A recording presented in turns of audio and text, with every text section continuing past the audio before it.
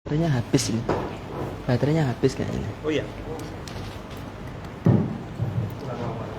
Bismillahirrahmanirrahim.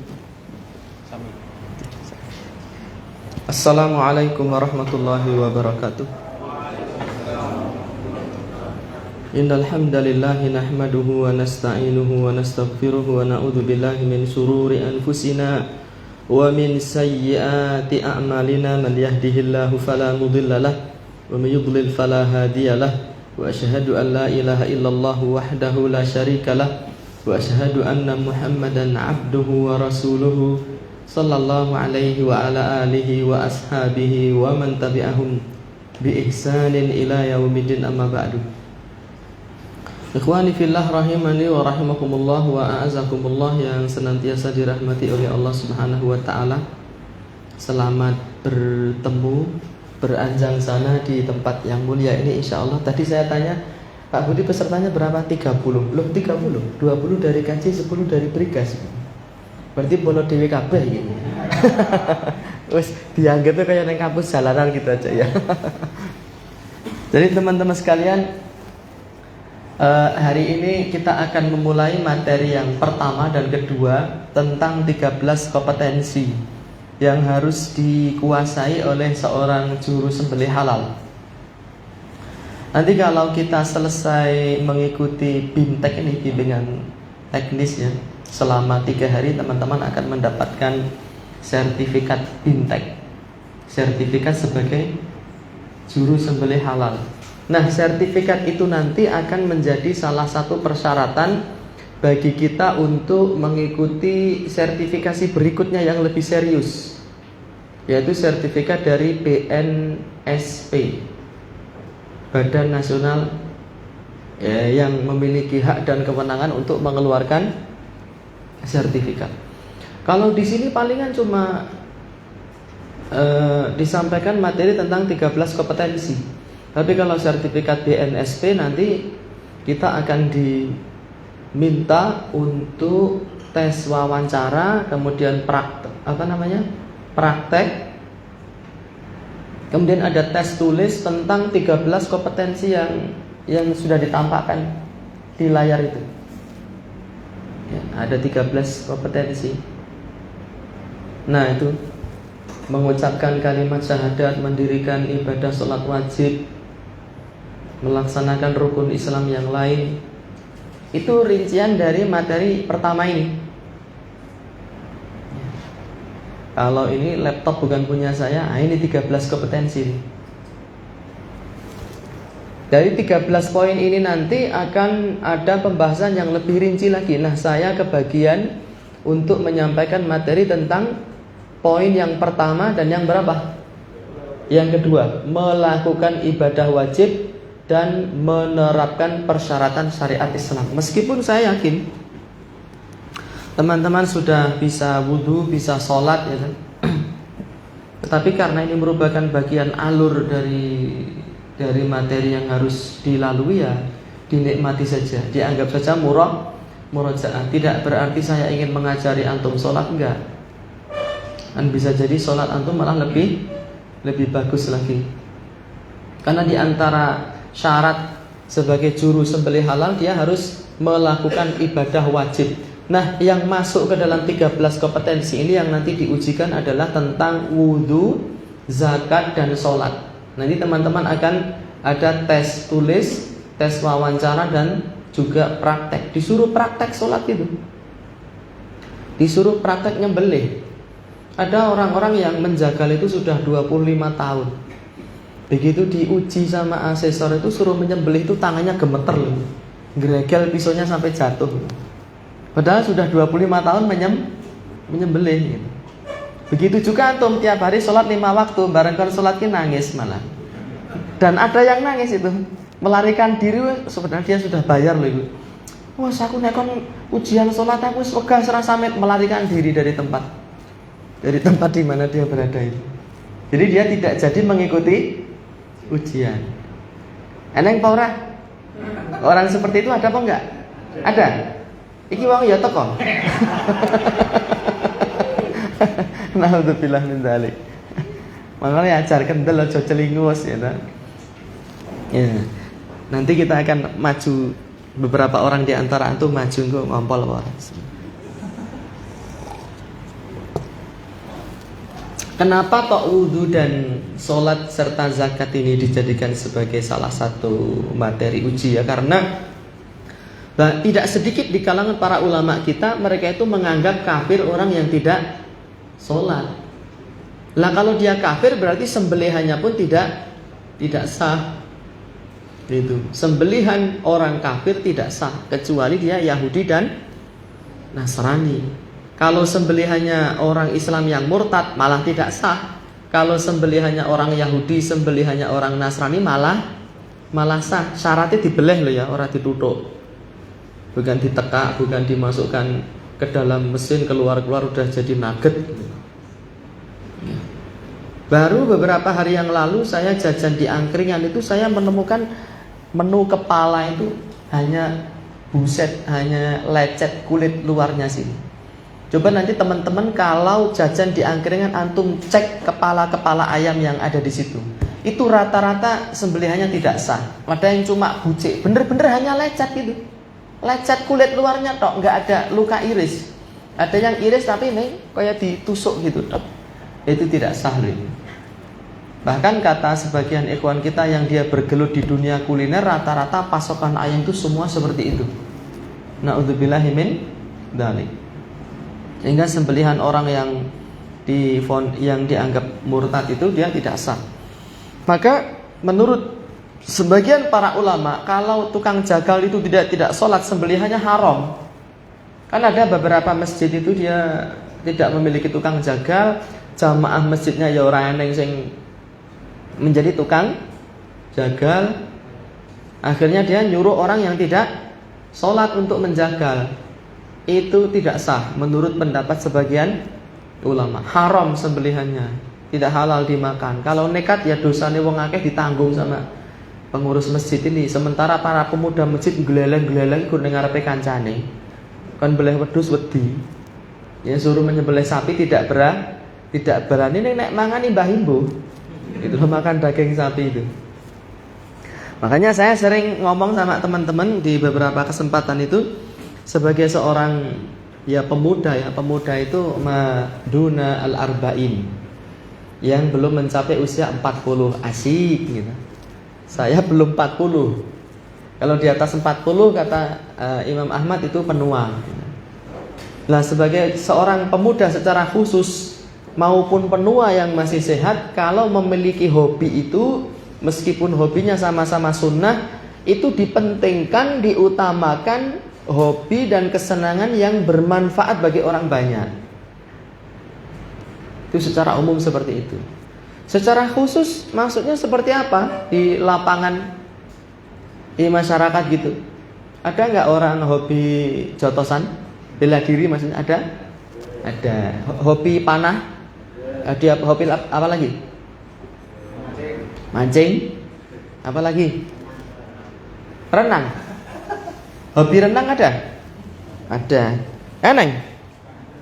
Hobi apa lagi? Hah? Ngemis? Oh, hobi kok ngemis? Goes Pak, oh iya. Goes ada juga. Nah, itu kita timbang, kita pikir mana yang bermanfaat untuk orang banyak. Hobi bela diri.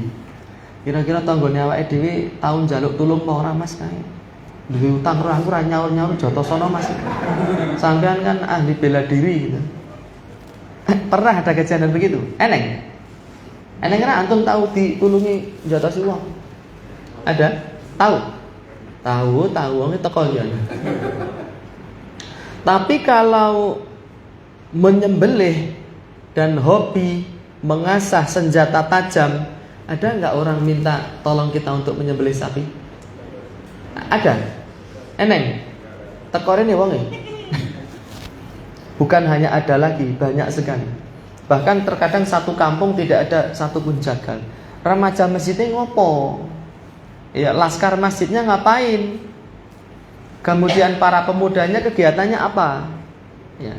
Bahkan Nabi SAW menyatakan dalam satu hadis yang sahih, ala kulli ahli baitin fi kulli amin udhiyatun wa atiratun. Wajib bagi setiap satu rumah pada setiap tahunnya melakukan kurban di bulan Dzulhijjah dan kurban di bulan Rajab. Jadi kewajiban kurban itu dalam Islam ada dua. Satu di bulan Dzulhijjah yang akan datang ini, dua di bulan Rajab. Dan itu hukumnya wajib, karena Nabi mengatakan wajib bagi setiap rumah. Dan kewajiban itu berlaku untuk setiap satu rumah. Satu rumah wajib mengeluarkan kurban di bulan Dzulhijjah, kurban di bulan Rajab. Sedangkan sunnahnya dalam berkurban itu shahibul kurban menyembelih sendiri. Maka kalau satu rumah itu ada satu hewan kurban, idealnya dalam satu rumah itu ada satu orang jagal. Itu baru mencapai angka ideal. Jadi jumlah jagal dalam Islam itu idealnya setiap satu rumah ada satu orang jagal. Ya. Tapi kenyataannya, realitanya menyedihkan, jauh panggang daripada api. Bahkan terkadang satu kampung nggak ada satupun jagal, satu masjid nggak ada satupun jagal. Padahal para pemudanya gagah gede dhuwur, muda tumaruna gagah prakusa birawa tur sentosa, belih titik wedi. Ning nek mangan imbah imbuh gitu. Diam tolah-toleh, nek bergerak ngentekke sembarang kabeh gitu. Nah, ini menjadi satu motivasi tersendiri bagi kita. Bahkan sebagian sahabat Nabi Shallallahu Alaihi Wasallam, diantaranya Ibnu Umar radhiyallahu taala anhuma, itu melatih anak gadisnya untuk menyembelih cah wedok. Oh, anaknya Pak Antok juga sudah. Wah, anaknya Pak Antok jadi eksekutor karena Presiden Juleha, ya wajar ya. Begitu. Nah, kita nggak usah muluk-muluk anak gadis kita lah, diri kita sendiri aja.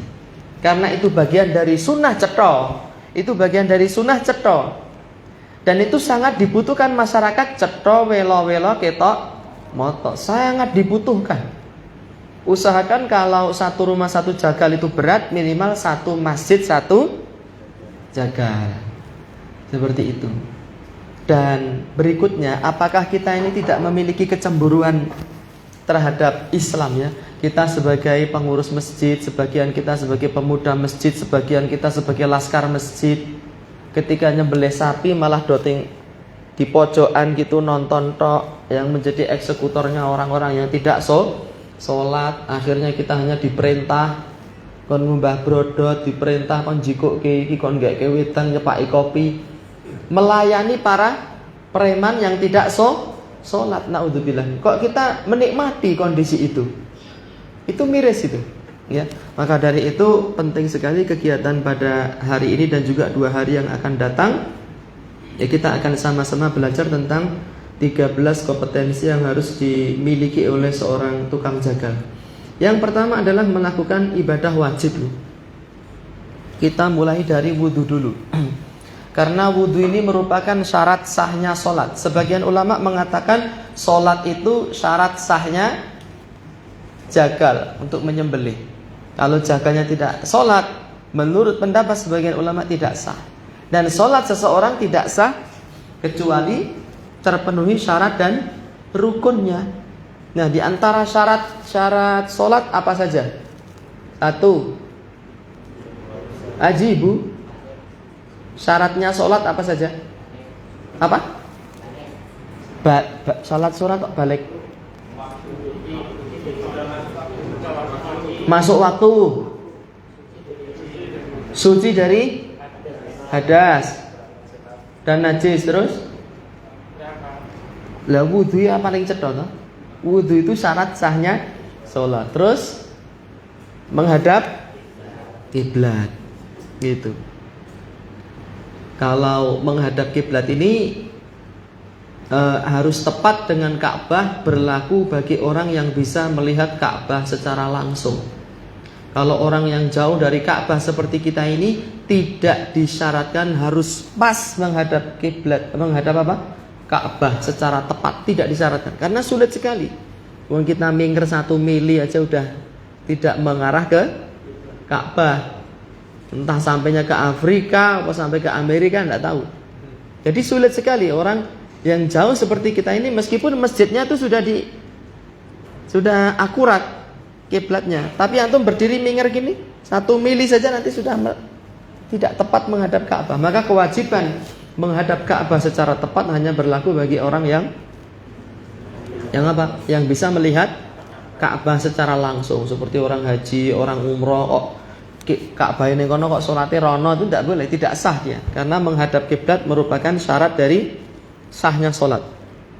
Kemudian apalagi? Sudah masuk waktu. Kalau belum masuk waktu ya tidak sah salatnya. Salat zuhur jam 12 wengi. Nah, salat subuh jam berapa? Jam 2 malam. Atau sholat subuh jam 8 pagi. Eneng ra itu? Eneng apa ora? Eneng. Wong ya teko rene. Sholat subuh jam 8 pagi. Naudzubillah min dzalik. Nah, berikutnya tidak kalah penting adalah tentang wudu, karena ini nanti yang akan ditanyakan dan kita diminta untuk praktek berwudu di hadapan pengujinya. Berwudu itu merupakan syarat sahnya solat. Dalilnya adalah sabda Nabi sallallahu alaihi wasallam, "Miftahus sholati at-tuhur." Kunci dari solat adalah bersuci. Ya. Kunci dari solat adalah bersuci, yaitu berwudu. Makanya saya beberapa kali menyampaikan ada kasus unik ya berkaitan dengan wudu ini, yaitu apa? Mimpi yang dialami oleh seorang ibu-ibu. Ya, bermimpi melihat kunci, di atas kunci ada angka berapa? Angka 7. Lalu dia bertanya kepada ulama, apa makna dari mimpi saya itu? Kata syekhnya, apakah kamu ini sholat? Oh, saya sholat 5 waktu, rajin, tepat waktu. Apakah engkau kalau berwudu itu suka mengulangi wudunya? Loh, sampean kok tahu? Karena Nabi bersabda, miftahus sholati at-tuhur, kunci dari sholat adalah wudu. Sampean bermimpi melihat kunci, berarti yang masalah wudunya gitu.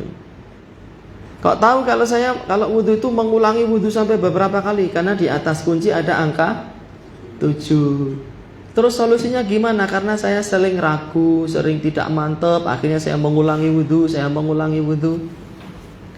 dan seterusnya. Kata Syekh, ya kamu harus menuntut ilmu, harus belajar. Orang berwudu harus belajar. Orang sholat harus belajar. Orang mau menyembelih hewan kurban pun harus belajar. Innamal ilmu bita'allumi wa innamal hilmu bitahallumi. Ilmu itu dengan belajar, skill itu dengan berlatih, kan begitu. Nah, saya akan membacakan beberapa halaman yang terambil dari kitab Ibhajul Mu'minin Syarah Manhajis Salikin, tulisan saya Abdullah bin Abdurrahman Al-Jibrin. Disebutkan di situ di jilid yang pertama, babu sifatil wudu, bab tentang sifat-sifat wudu. Ini mungkin di antara sebagian antum sudah pernah mengkhatamkan kitab Thaharah, bukan bab wudu saja ya. Alhamdulillah lah kita murajaah bareng-bareng. Yang miris itu banyak para pemuda, dia berbicara masalah keumatan yang besar, masalah-masalah kenegaraan, ya, masalah jihad. Sedangkan dia kitab Thaharah belum pernah baca, sehingga sindiran dari para ulama kita itu teramat sangat pedes. Basa Jawane ngene, le kowe nguyuhe cawek urung iso kok arep jihad ini. Maknanya apa? Kitab Thaharah. Apa itu najis, apa itu hadas, asghar, akbar, cara menghilangkannya bagaimana, cara wudu sesuai Nabi bagaimana, dipelajari. Dan kitab Thaharah itu ada di awal. Nanti kitabul jihad ada di jilid yang kedua di bagian akhir-akhir, supaya kita menuntut ilmu itu apa? Berurutan. Wahwa, wudu adalah an yanwi raf al hadas. Seseorang itu meniatkan untuk mengangkat hadas. Awil wudu lis salati wa nahwiha, atau dia berniat wudu untuk melakukan salat dan ibadah yang lain. Karena fungsi wudu itu kan bukan hanya untuk sholat. Siapa yang bisa menyebutkan fungsi wudu selain untuk sholat? Untuk apa wudu itu? Untuk apa? Sebelum tidur. Jadi untuk tidur. Jadi nek eneng wong wudu kayak harturu kae ngono Pak. Itu benar, jawabannya benar. Ya, dalam satu hadis sahih Nabi Shallallahu Alaihi Wasallam menyatakan bahwa jika seseorang itu sebelum tidur dia berwudu, maka Allah Subhanahu Wa Taala akan mengirim satu malaikat, ya, la yanqalibu sa'atan illa wa huwa yaqulu. Malaikat ini tidak akan pernah lengah satu detik pun, melainkan dia akan senantiasa berdoa, Allahumma ghfir li abdika fulan li'annahu bata tahiran. Ya Allah, ampunilah hambamu, jagalah hambamu si fulan karena dia tidur dalam keadaan berwudu. Nah, ini sunnah yang banyak ditinggalkan. Idealnya para jagal sering ini. Jadi ini Arab turun kan ngecamp kan Mas. Atau Arab turun, di wudu Arab turun cahaya. Kalau murah banyu seperti di Kali Talang, kasusnya pucuk Gunung Lawu malah wudu kicah-kicih kancane ngelak, jadi gelut tenang yang dhuwur gitu. Apalagi selain untuk tidur wudu itu, man yujib, membaca Quran sunnah hukumnya. Apalagi? Hah? Tawaf. Kalau itu sunnah apa enggak? Hah? Mau tawaf itu wudu sunnah apa gimana? Wajib. Kalau antum wudunya batal ya tidak sah tawafnya. Sehingga ada kasus yang di sana itu kan ugal-ugalan ya tawaf itu. Ada kasus suami istri yang menganut mazhab di Indonesia ini memiliki pendapat laki-laki wanita kalau bersentuhan kulit batal wudunya. Sementara kalau dia tawaf harus menggandeng istrinya. Kalau nggak digandeng bisa hilang tuh lautan manusia. Pak iki piye Pak, ke awake dhewe nek ora gandengan ke aku didumel wong. Kata bapaknya, ya wis lah madhabe ditinggalin Indonesia sik sementara nek kene rasah nganggo madhab itu. Akhirnya dia tawaf itu bergandengan. Lah iki batal lho Pak, wis ben malah ora iso tawaf katanya. Yang rajih wallahu taala alam, bersentuhan kulit itu tidak membatalkan wudu. Wallahu a'lam. Apalagi selain tawaf? Hah? Apa? Setelah jima njur ngopo?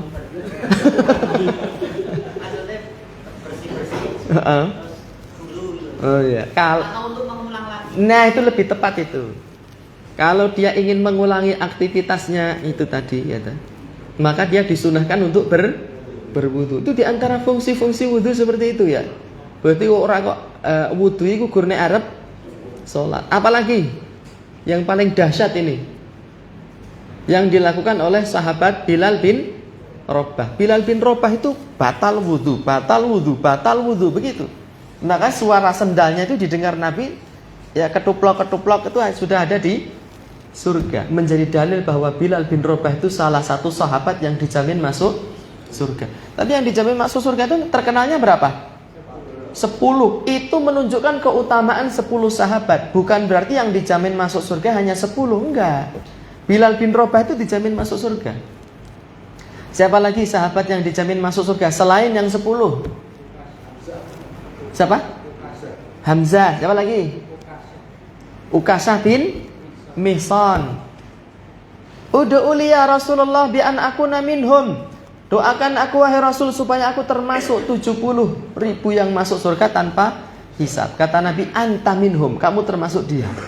Lalu ada laki-laki, doakan saya agar termasuk mereka yang masuk surga tanpa hisab wahai Nabi. Kata Nabi, sabaqaka biha Ukasah. Ukasah sudah mendahului. Wes, so, undak kancane Mary malah entek selote ya kan. Siapa lagi? Yasir dan Ali bin Abi Thalib masuk ke 10. Yasir dan istrinya. Siapa istrinya Yasir namanya? Man ya'rif? Siapa? Istrinya Sumayyah.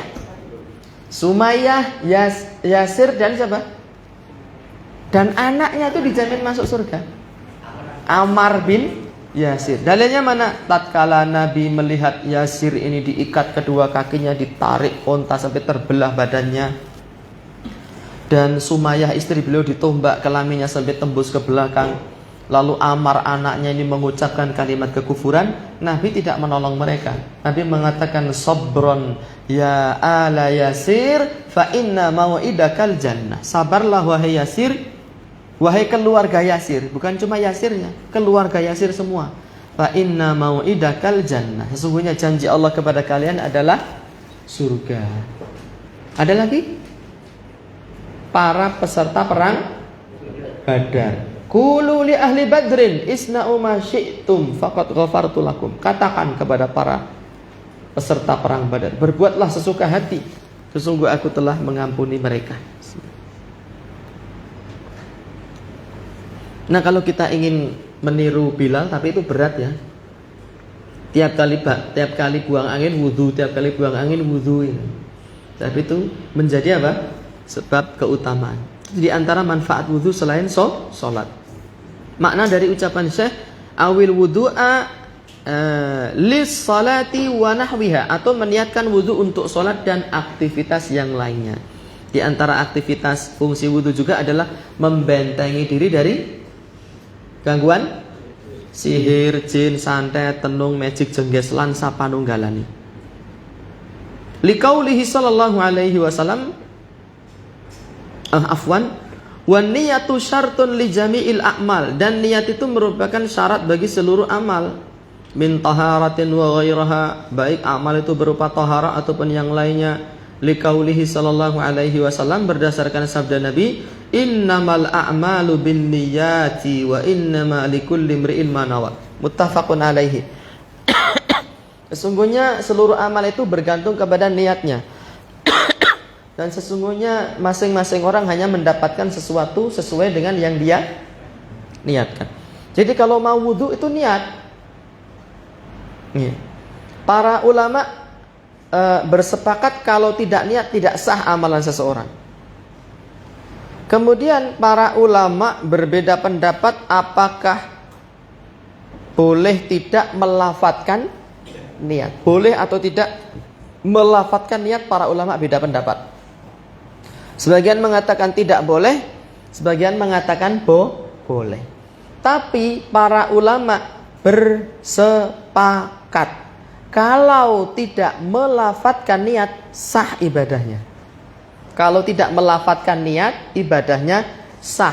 Niatnya di hati. Seluruh ulama mengatakan niat kalau cuma di hati tidak dilafadzkan, ibadahnya sah. Sepakat itu. Yang beda, para ulama beda pendapat apakah boleh atau tidak melafadzkan niat. Itu. Tapi kalau tidak niat, tidak sah satu amalan itu. Yang diperselisihkan boleh tidak melafadzkan niat. Kita ikut daurah ini, ikut BIMTEK ini, niat apa tidak? Niat. Niatnya di mana? Niatnya di mana kok lillahi ta'ala? Niatnya di dalam hati. Ya. Neng kira-kira lo ya, kira-kira nek ra entuk mangan rosene kira-kira ya berkurang lo jumlah pesertane, ya ta? Berarti kan orang lillahi ta'ala kuwi ya ta. Kira-kira ini. Eneng ra sing ngono kita. Tekan ndi mau. Nah, saya belum pernah menemukan ada ulama mengatakan kalau niat tidak dilafadzkan ibadahnya batal. Belum pernah nemu saya. Nek tidak melafadzkan niat, wudunya tidak sah, sholatnya tidak sah, bimteknya tidak sah, daurahnya tidak sah. Belum pernah nemu. Gitu. Makanya kita kan datang ke sini niat toh. Tapi saya yakin antum nggak ada yang melafadzkan niat tadi di sini. Niat ingsun melu bimtek ono CEC ing dino Senin lillahi ta'ala gitu. Makmuman lillahi ta'ala. Enggak ada toh yang mengucapkan niat begitu tadi? Ada enggak? Eneng pa ora? Nek eneng tak iruh menungsane kaya ngapa? Nek eneng lho ya. Mas kita ini guya-guyi ngapa ya? Niat ora kayak itu niat. Tapi karena kita itu nanti mau ikut sertifikasi BNSP, tim asesornya itu mesti akan menyuruh kita untuk membaca bacaan niat wudu. Iya. Tes wawancaranya begitu. Bisa wudu? Bisa Pak. Coba gimana bacaan niat wudu? Nanti ditanyakan. Ya, wudu saya di dalam hati kok. Lah ya piye? Aku tak pengen ngerti wacanane piye. Itu memang harus dihafalke. Antum harus ngapalke. Senadyan sakjeke urip tidak pernah melafadzkan niat, ning sesuk nek arep ujian kudu ngapalke. Siapa sing ngapal? Niat wudu. Mas Akram, iki wong kulona nak kuwi ya. Apalagi Maulana ya tuh. Li rafil hadatsil. Nek hadas akbar itu mandi. Asghari. Iya. Iya. Nawaitul wudu'a li raf'il hadatsil asghari. Taqarruban ilallahi ta'ala atau lillahi ta'ala. Wis diapalne kuwi. Besok kanggone ya nek lha awake dhewe ning SD mbiyen rak ya kon ngono kuwi to. Lah iki mbaleni meneh. Set kembali ke tahun 90-an ke belakang itu. Nawaitul wudu'a li raf'il hadatsil asghar. Jangan keliru hadatsil akbar. Nek antum hadatsil akbar nanti disalahke sama asesor. Karena aku ya sakjane ora tau lafaz kayak ngapalke. Saya ngomong li raf'il hadatsil asghari wal akbari lillahi ta'ala. Akbar barang nggih. Akbar kan mandi. Oh nggih ding pangapunten kula.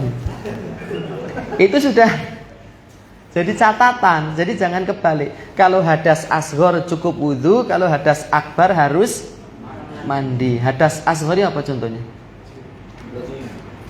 Pipis terus masuk angin apa keluar angin tuh jan iki? Masuk angin apa keluar angin itu? Keluar angin. Nek masuk angin ora malah. Itu wudu, tapi kalau hadas asghar akbar seperti junub. Apa lagi? Hah? Ya kalau wanita haid ya gitu. Bedanya apa hadas dengan najis? Man yujib. Najis dengan hadas itu bedanya apa? Najis itu bentar, kasih kesempatan teman antum. Najis itu Mas Hadi? Yang menyebabkan zat yang menyebabkan apa? Enak? Loh, iki sing nakoni agek aku dudu asesor loh. Menyebabkan apa? Najis itu zat yang menyebabkan tidak suci. Kalau hadas,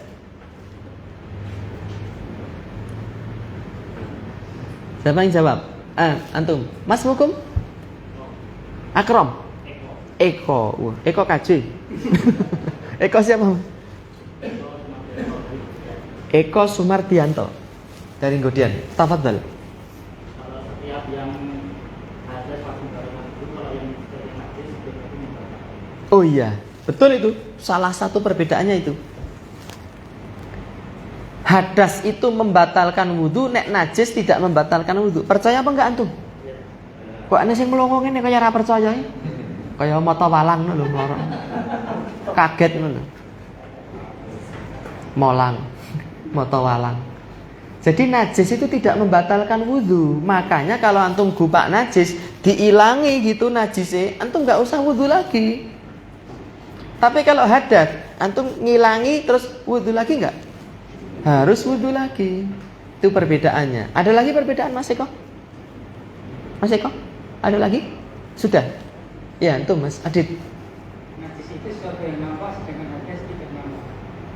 Najis itu? Sesuatu yang nampak. Sesuatu nampak, hadas itu tidak nampak. Itu betul juga. Najis itu ada zatnya, makanya tadi Mas Hadi bilang zat yang menyebabkan tidak suci. Dan itu macam-macam. Kotoran dari hewan yang haram dimakan itu najis. Contohnya kotoran apa? Kambing, kambing kan halal. Anjing. Terus luwak, garangan, tekek, cecak gitu. Makanya di antara kita itu masih banyak yang meremehkan masalah telek cecak yang ada di karpet masjid. Karena kita belum membentuk tim pemburu cecak.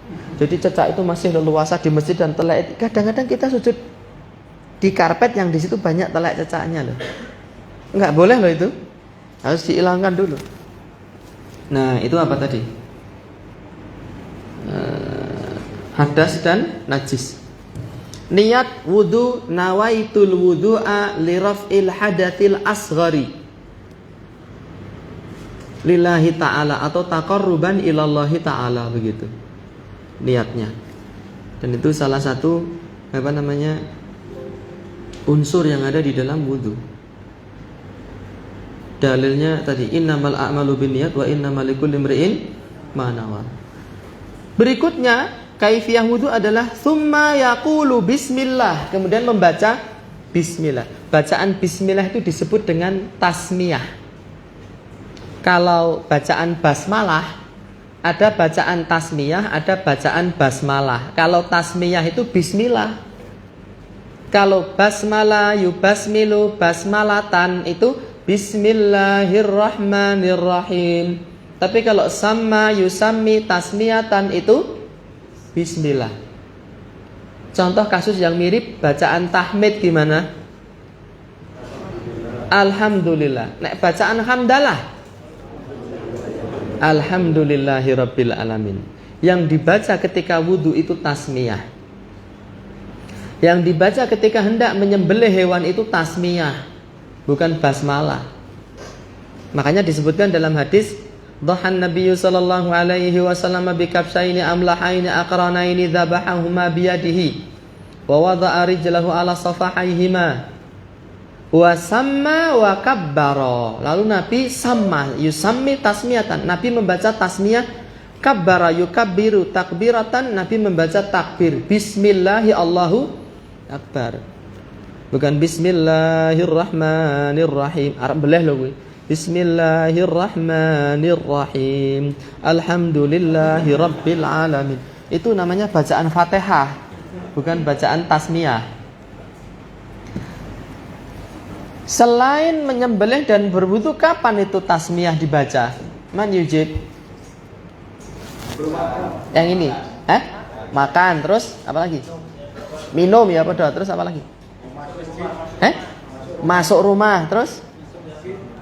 Masuk kamar mandi, betul, terus? Keluar rumah. Nutup pintu lebih tepatnya, nutup pintu dan jendela, terus? Apa? Kesandung.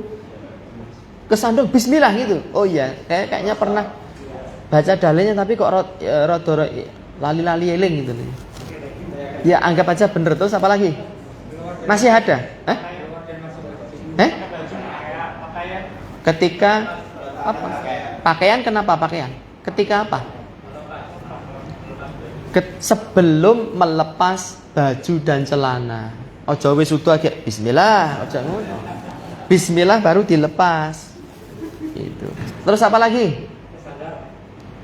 Pakai sendal masuk kategori itu tadi. Apa lagi? Masih ada lagi.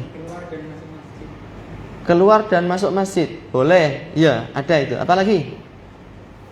Ketika membuang batu besar dan air panas. Itu sebagai bentuk alarm bagi siapa?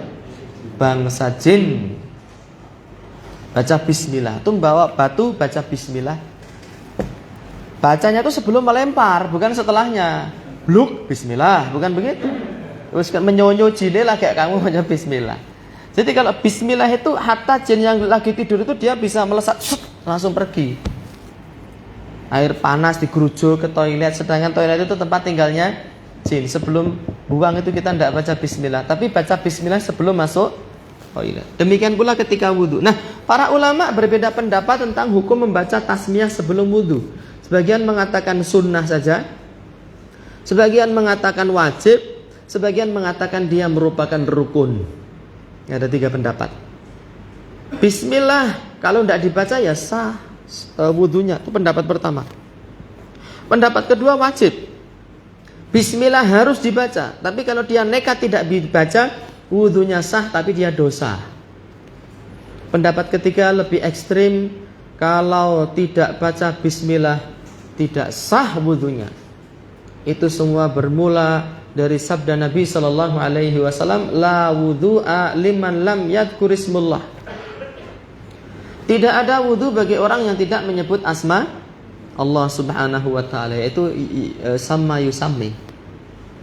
Saya sendiri lebih cenderung kepada pendapat yang dipilih oleh Al-Imamul Albani rahimahullah bahwa bismillah itu wajib. Tidak sunnah, tidak pula rukun. Wajib dibaca bismillah gitu. baru kemudian wudu. Setelah niat baca bismillah. Bismillah aja. Bukan Fatihah ya.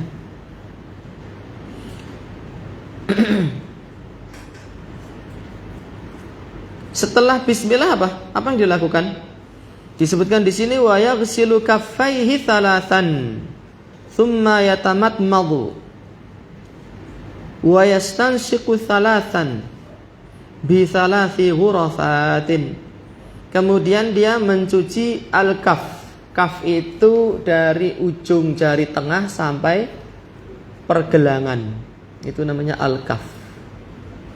Lebih naik lagi adz-dzira', ya. Adz-dzira' itu dari ujung jari tengah sampai ujung siku. Jadi siku termasuk itu. Siku itu termasuk.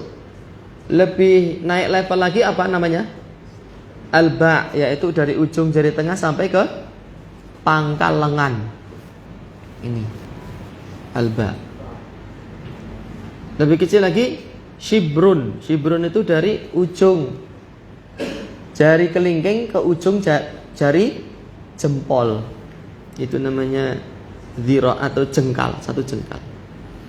Mencuci tangan 3 kali setelah membaca bismillah.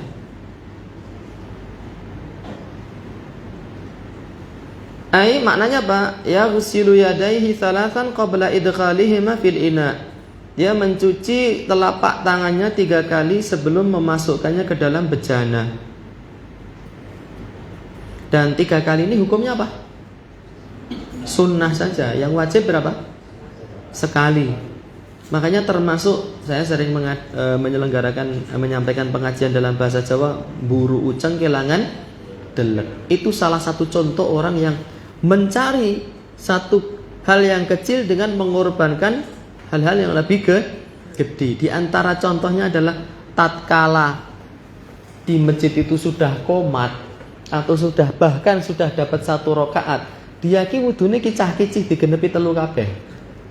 Ya. Tahu? Ana ngira yang seperti itu. Ada. Ki wong teko rene ya, Wan.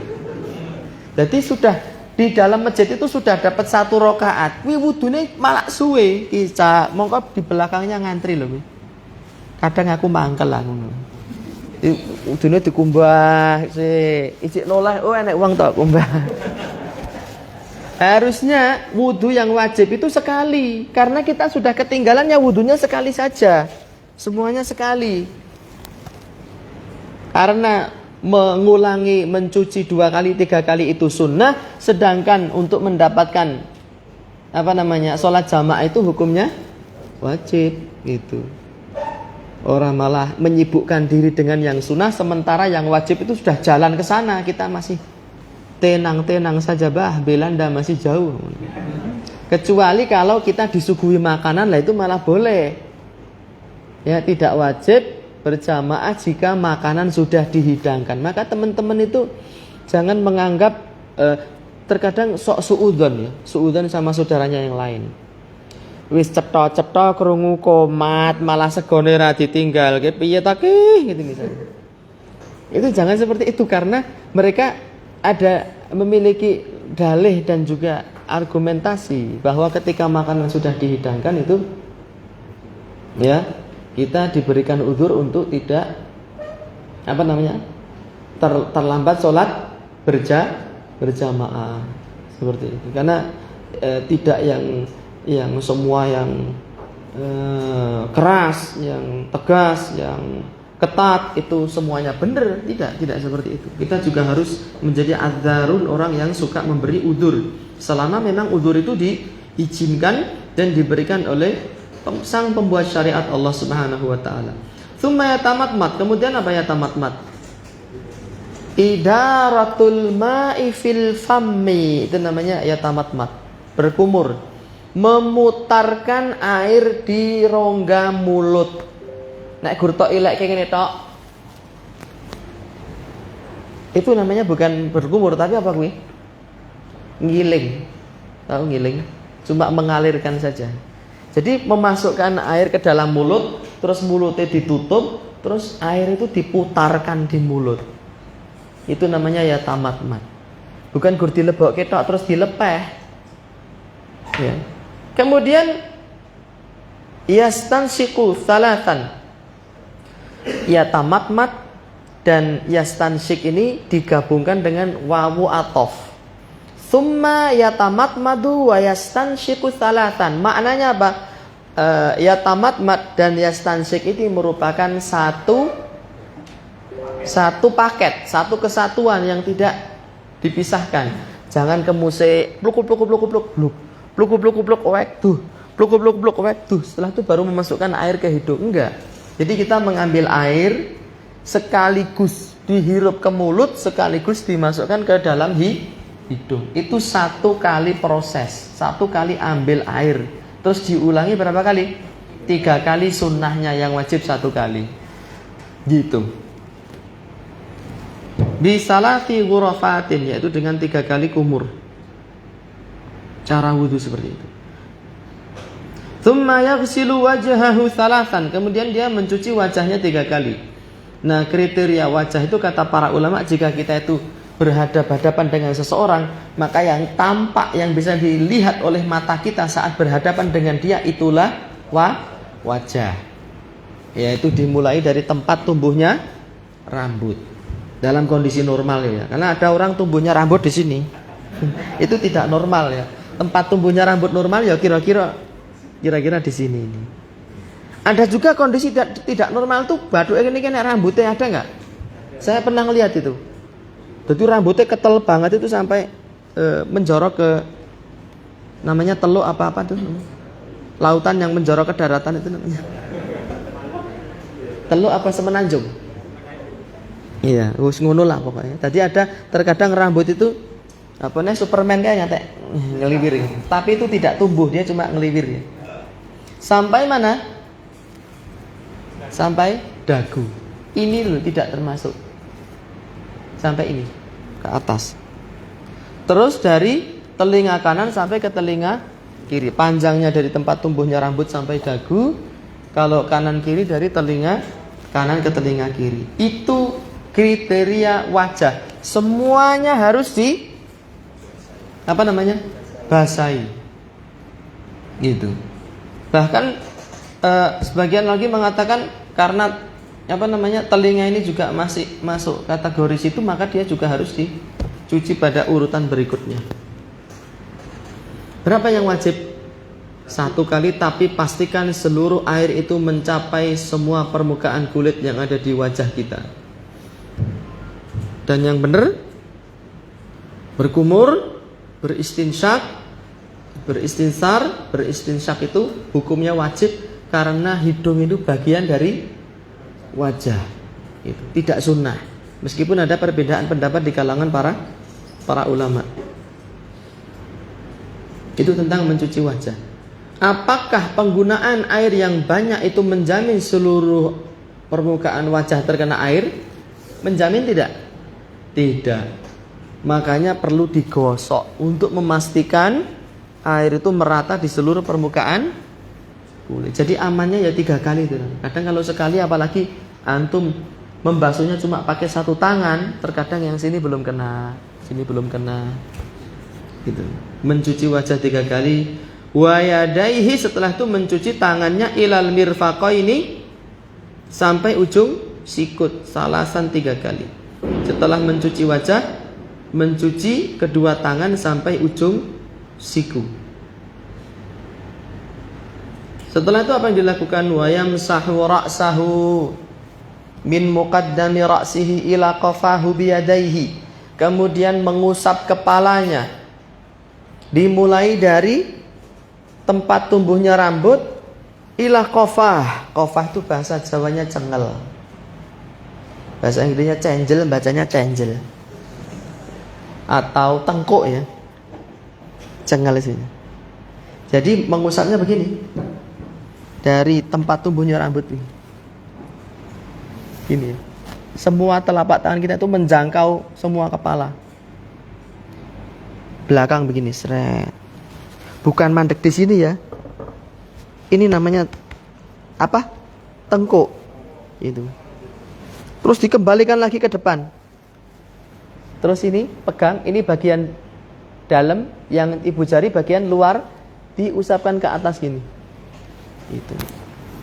Nah, para ulama beda pendapat tentang makna bi.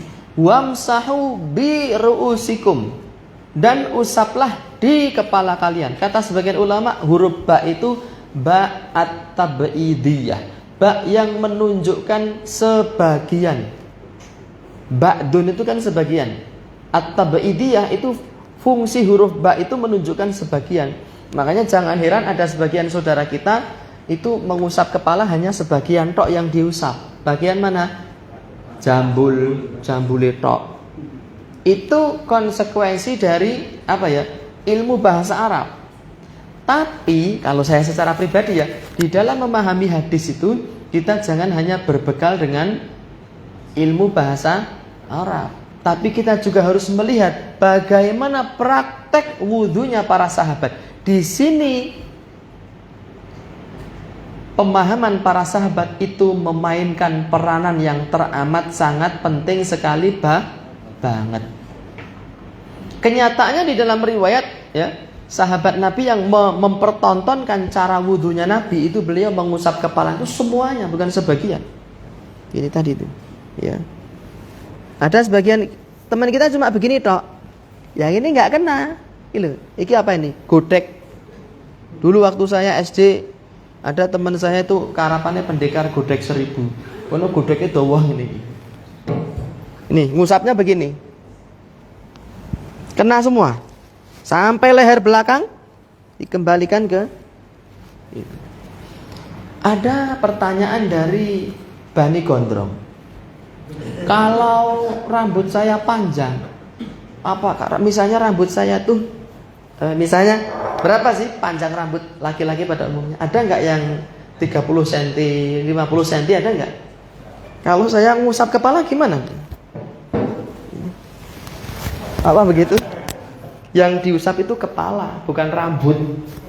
Yang diusap itu kepala, bukan rambut. Jadi jangan dijadikan rambut itu sebagai sebuah patokan. Ada lagi yang ini Bani apa ya saya nyebut ini. Dia itu kalau tatanan rambutnya rusak sidik, itu seolah-olah terjadi kiamat kubro. Ada orang seperti itu, ya. Manggu helm, cepot helm, jungkatan. Gitu. Kena angin melaku dari parkir ke sini ada angin sih, jungkatan meneh. Ada yang seperti itu? Ada nggak? Tekora wong iki. Nah itu ketika saya soalnya pernah ditanya, lah Ustaz gimana kalau setiap kali wudhu kita ini kan rambut kita jadi acak-acakan, boh ra urus, saya bilang gitu. Wong lanang itu tidak terlalu perhatian dengan masalah apa tampilan rambutnya, apalagi wis cetha-cetha payu. Jangan terlalu dipikirkan itu. Ya. Cukup dijungkati dengan digerawuti gini, selesai. Jangan dijadikan masalah itu. Syariat itu mudah, jangan membenturkan syariat dengan masalah-masalah teknis. Teknis itu bisa diakali. Yang penting syariat dijalankan. Seperti misalnya larangan menjual kulit, ya, tidak boleh menjual kulit. Alasannya nek dikerok karena suwe. Loh, itu kan membenturkan syariat dengan teknis, toh? Bener apa enggak? Jangan dibenturkan syariat dengan teknis itu. Teknis itu bisa diakali. Yang penting niat. Tapi lama ya Ustaz, lama dan tidak lama itu karek pakulinan. Iya apa enggak? Seperti kita dulu belajar sholat ya lama toh. Ngapal ke wah keliru ngapal. Tapi kalau sudah sering, tidak ada yang lama, tidak ada yang sulit lagi kalau sudah sering. Seperti itu.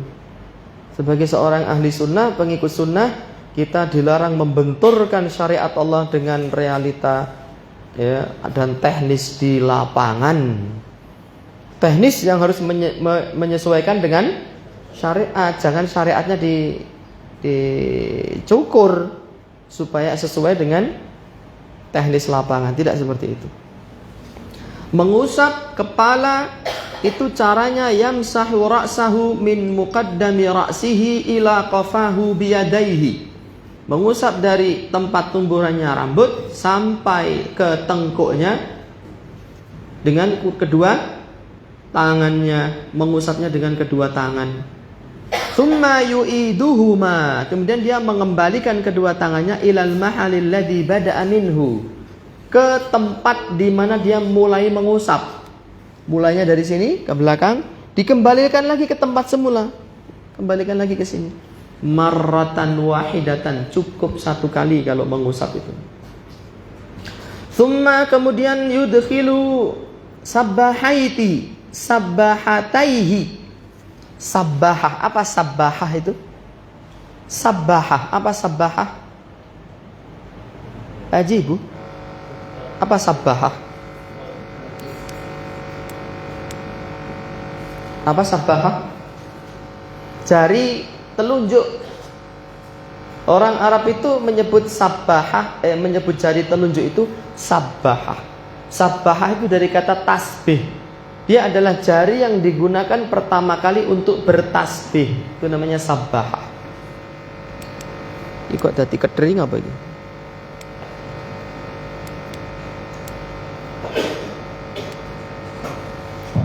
Iya. Ada dua versi penamaan jari telunjuk.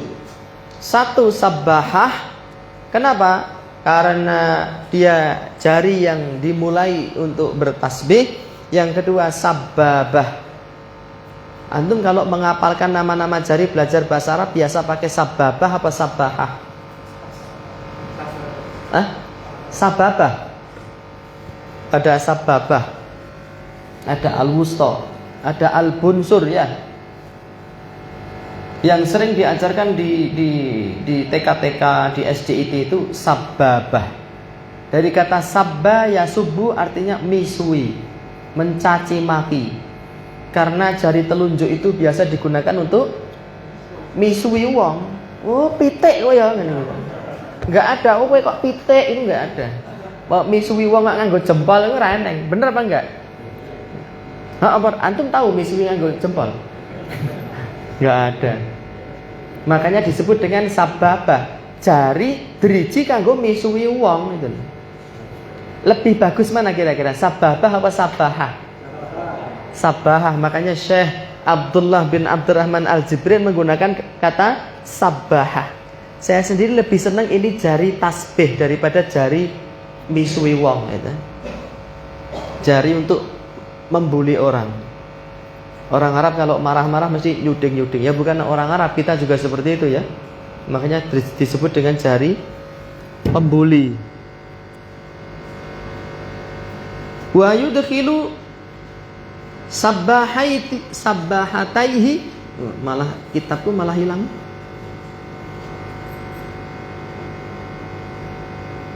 La ilaha illallah. Mulai lagi dari awal. Kitab saya hilang. Saya minta waktu sebentar untuk nyari ya. Ini rekasannya kalau pakai PDF itu kayak gini.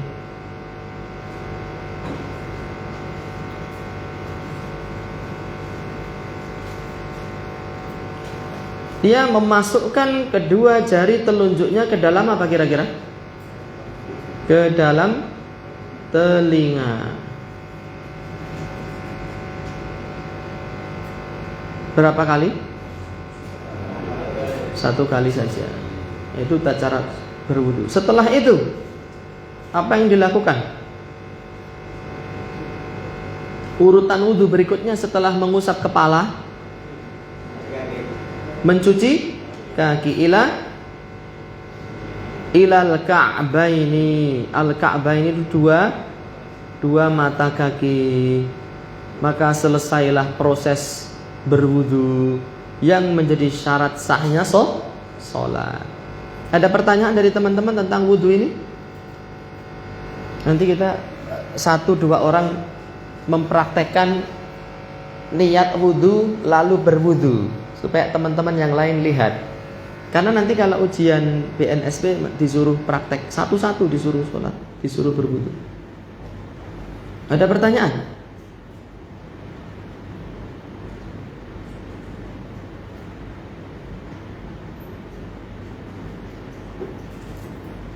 Tentang wudu, pintar wudu apa ya? Ya.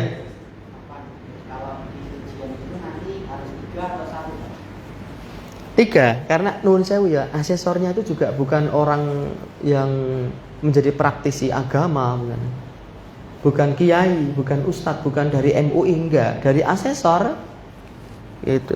Jadi terkadang kalau ngelihat orangnya sudah kayak Mas Adit Basalamah gitu misalnya, arep nekon malah wedi deh, pekewuh gitu loh.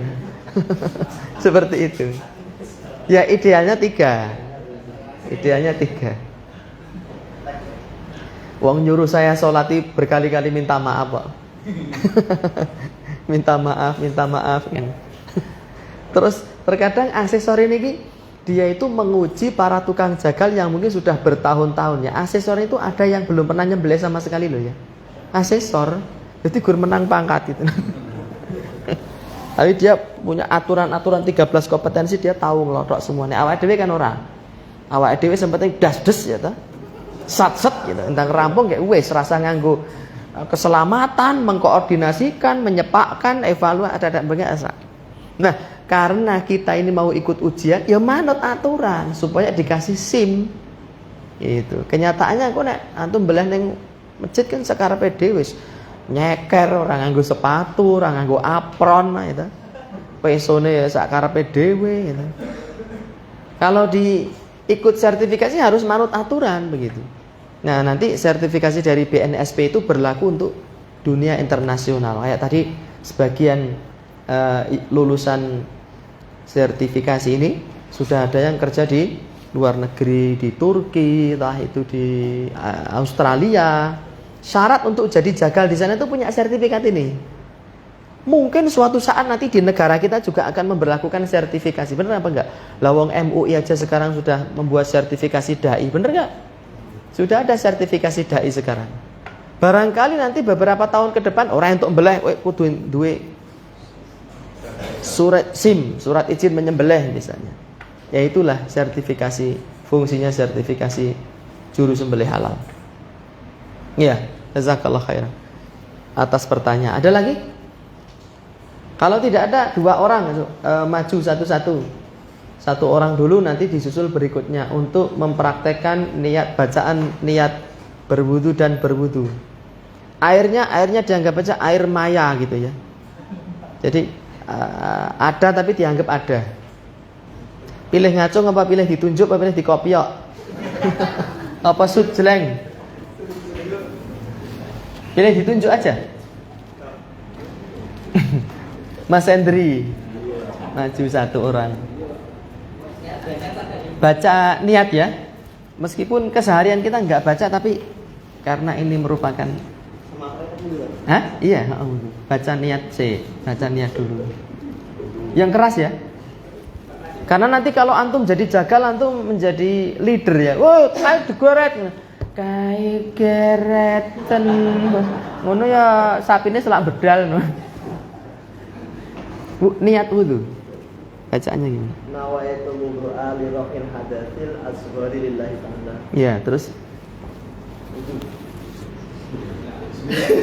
gimana? Bismillah. Ya, bacaan bismillah itu pernah ada yang tanya, kapan bacaan bismillah itu dibaca? Apa sebelum kita mencuci, apa setelah kita mencuci, apa di tengah-tengah kita mencuci? Sebelum. Yang rasanya sebelum. Jadi antum bismillah dulu baru ngumbah. Ya. Kita. Ya. Maca sik aja ngumbah sik kan makon maca sik. Yang keras Oh, iya. dan kancane keras. Bismillah. Nah, ya.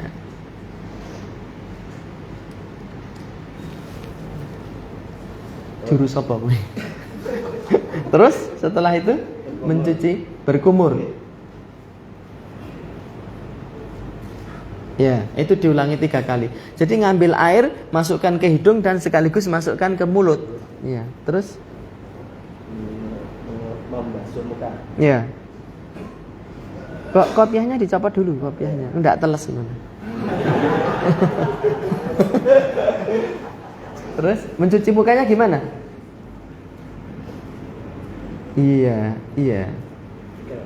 Ya, ada satu sunnah sih sebetulnya. Kalau jenggotnya tipis, itu kata para ulama wajib kalau jenggotnya tipis. Gini, menyela-nyela jenggot. Tapi antum randu ya. Nah, kalau lebat itu sunnah. Kalau lebat itu sunnah. Tapi kalau tipis ini malah wajib. Supaya mencapai kulit yang di sini. Iya. Dan itu tangan. Iya. Untuk mencuci tangan itu teknisnya kata Allah Subhanahu wa taala wa yaghsilu yadayhi ilal mirfaqaini. Mencuci tangannya sampai, yang namanya sampai itu sampai ke sikut, itu berarti sikutnya di akhir. Jadi mencuci itu dari ujung gini. Mencuci tangannya sampai ke sini. Ya, sampai itu namanya tujuan. Tujuan itu ya di akhir. Karena ada sebagian orang yang di utur yang dikenai air malah dari sikutnya dulu atau dari tengah. Itu dari ujung sampai ke sikut. Iya. Iya. Terus sekali. Kalau saya 3 kali. Ya, 3 kali sunahnya. Terus baru ke kiri. Berdasarkan Nabi, kana an-nabiyyu sallallahu alaihi wasallam yujibuhu tayammunu fi amrihi kulli. Adalah Nabi itu sangat suka mengedepankan yang kanan di dalam semua urusannya. Jadi nyucinya 3 kali dulu. Diulangi 3 kali, baru kemudian yang kiri. Yang kanan dulu, baru yang kiri. Terus mengusap kepala. Ya. Iya, kembalikan ke depan.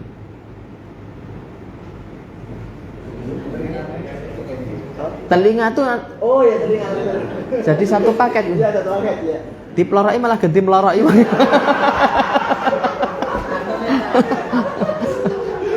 Balani, ya.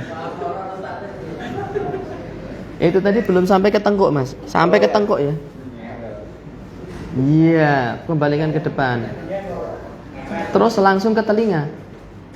Jempolnya di luar, iya, telunjuknya di dalam gini. Set sekali gini. Itu prosesi mengusap kepala. Jadi ada dua yang dianggap itu dua hal, tapi sebetulnya itu dilakukan 1 kali, yaitu apa? Mencuci muka dan berkumur dan istinsak. Itu bukan dilakukan dewe-dewe, enggak, tapi sekali. Demikian pula mengusap kepala dan mengusap telinga itu dilakukan sekali, karena telinga adalah juga bagian dari kepala. Gitu ya. Terus setelah itu membasuh kaki. Kalau misalnya kaki kita cuma ditaruh di kucuran air, sah apa enggak itu? Sah tidak? Sah. Tapi sunnahnya tangan kita ikut menggosok. Iya, menggosok dan menyela-nyelain. Itu sunnah. Tapi kalau antum letakkan di kucuran air saja, yang penting sudah rata, itu sah tanpa digosok. Tapi sunnahnya digosok. 3 kali, terus yang kiri 3 kali. Nah, jazakallah khairan Mas Endri. Semoga apa yang antum lakukan ini bermanfaat untuk teman-teman antum. Jadi ilmu jariyah yang bermanfaat, yang terus mengalir pahalanya. Satu lagi, yang praktek wudhu dan membaca niat. Jadi memang karakter orang Indonesia itu orang zaman tahun 90, orang kolonial, orang milenial, orang cah SD, ngantek wis guru SD pun masih seperti ini memang. Siapa sing gelem rane sing ngacung. Siapa sing ora gelem ya rane sing ngacung. Sing abstain ya guru melorok wae. Itu sudah saya deteksi sebelumnya. Antum Mas, pakai kaos. Mas siapa namanya?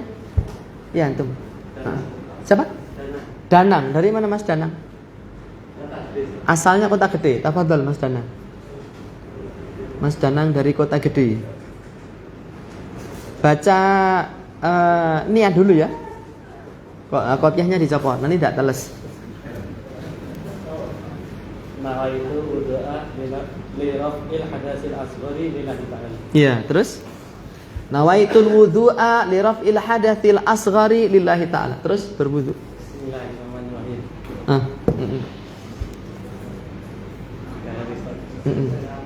Terus berwudu sama istijmar. Kok istijmar? Istijmari peper nih. Kemu dan istinsak. Ya. Kemu dan istinsak dan istinsar sekaligus ya. 3 kali. Terus membasuh muka. Ya. Nah, kalau jenggotnya tipis begitu, disela gini wajib. Terus? 3 kali. Membasuh tangan 3 kali dimulai dari ujung sampai ke siku 3 kali. Terus gantian yang kiri. Setelah itu mengusap kepala. Bareng ya? Bareng dua-dua tangannya. Iya. Iya, terus mencuci kaki sampai 2 mata kaki. Jazakallah khairan, Mas Danang. Danang siapa namanya? Danang aja.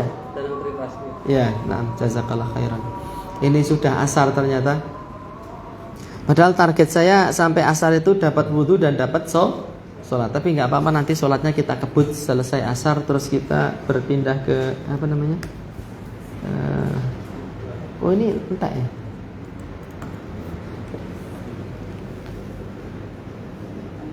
Kalau bukan punya saya itu tombol on off-nya nggak ada ya.